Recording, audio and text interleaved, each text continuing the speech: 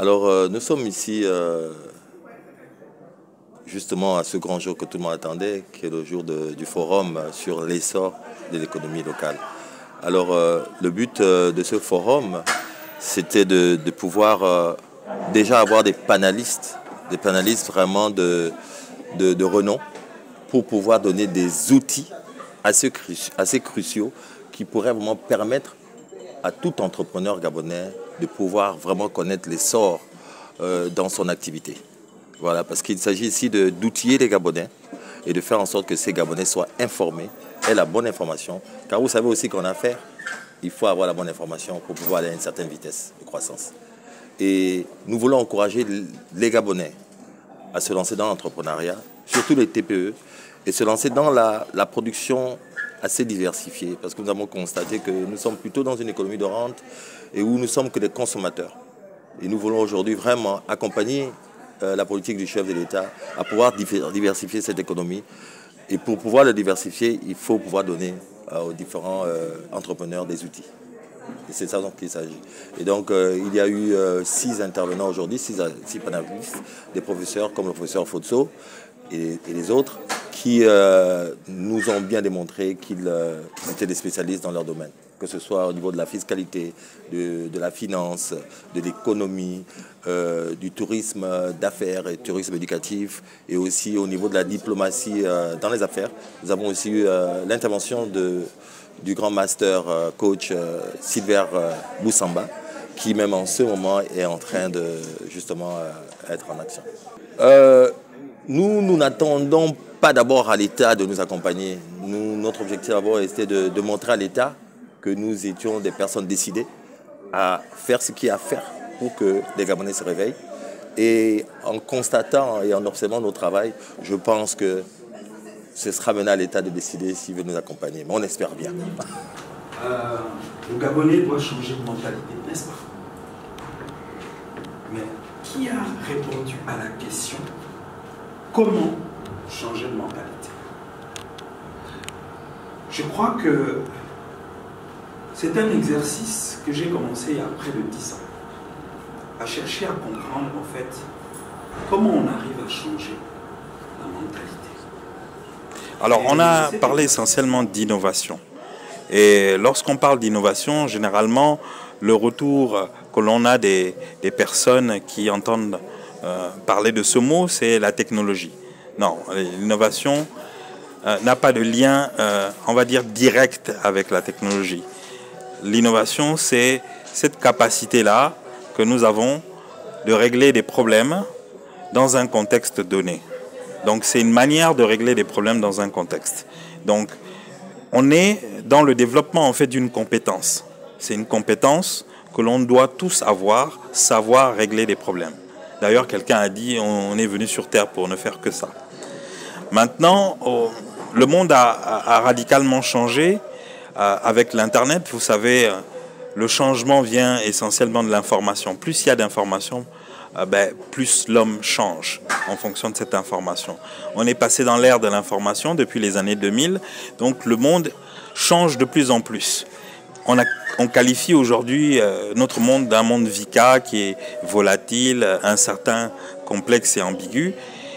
Ça a changé radicalement la manière avec laquelle on utilise cette compétence-là de résolution de problèmes. Il y a de nouvelles approches. On passe d'une approche linéaire qui était en fait une approche très vulgarisée dans notre système éducatif, qui est séquentielle. On fait 1, 2 et 3 et on a résolu le problème. Généralement, on faisait très peu d'innovation. Lorsqu'on a un problème, on regarde dans un catalogue de solutions et puis on choisit une.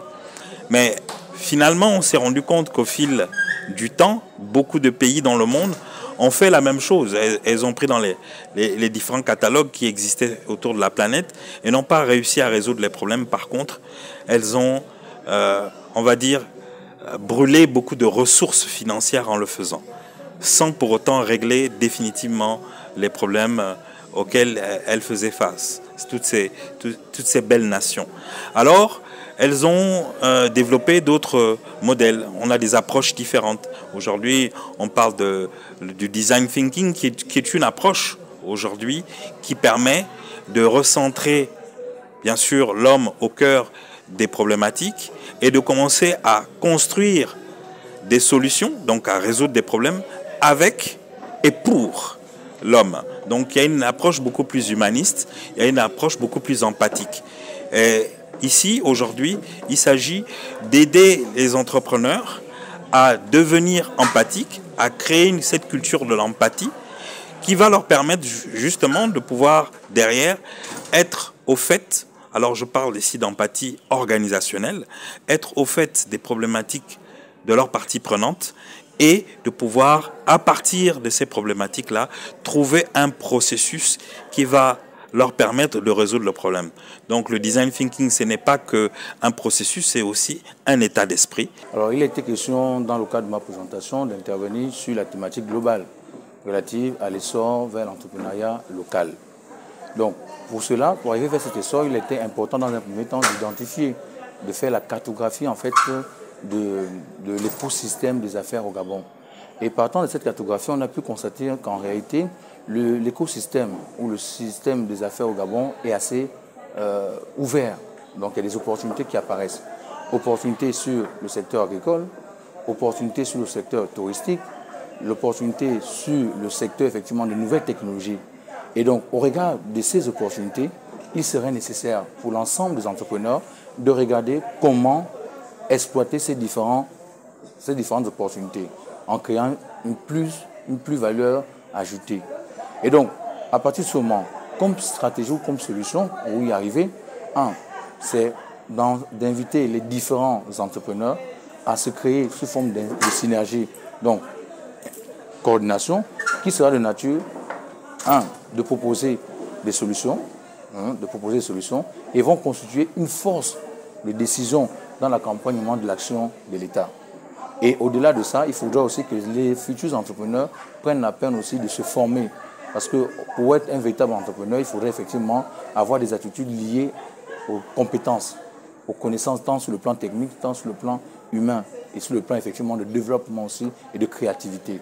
Donc voilà globalement les stratégies sur lesquelles nous pouvons effectivement nous pencher pour véritablement aller vers l'essor de l'économie locale, tout en notant aussi qu'il est important de comprendre que l'État aussi doit jouer son rôle en accompagnant l'ensemble de ces entrepreneurs, en mettant en place des dispositions ou des réglementations qui soient de nature à faciliter les démarches entreprises par ces différents entrepreneurs. Alors que nous sommes à lauréat de l'entrepreneuriat, un modèle d'entrepreneuriat fiable est celui de la capacité d'autofinancement. Et cette capacité d'autofinancement s'appuie sur le fait d'avoir une épargne. L'épargne est identifiée sur notre capacité à être discipliné afin de réunir les fonds. Ces fonds sont orientés pour des projets. Ces projets sont amenés à être investis et financés. Donc là, nous avons donné quelques clés de pourquoi investir, pourquoi épargner et comment épargner. Ensuite, de pourquoi investir et comment investir en entrepreneuriat. Et qu'est-ce qu'on peut bien retenir de comment faire pour réussir et comment faire pour épargner? Alors les clés, c'est la discipline. Alors pour pouvoir épargner, il faut être discipliné, savoir se dire non. Il faut déjà planifier, il faut budgétiser, avoir une maîtrise de ses dépenses fixes et ses dépenses variables afin de pouvoir se projeter sur l'avenir. Et lorsqu'on a fini de se fixer des objectifs, on met un plan d'action afin de les atteindre. Il faut commencer petit. Lorsqu'on n'a pas la culture d'épargne, on peut commencer à 5, 10, 15, 20, 30%. 30, c'est véritablement le taux conseillé, mais on peut commencer petit pour pouvoir arriver à ces taux-là.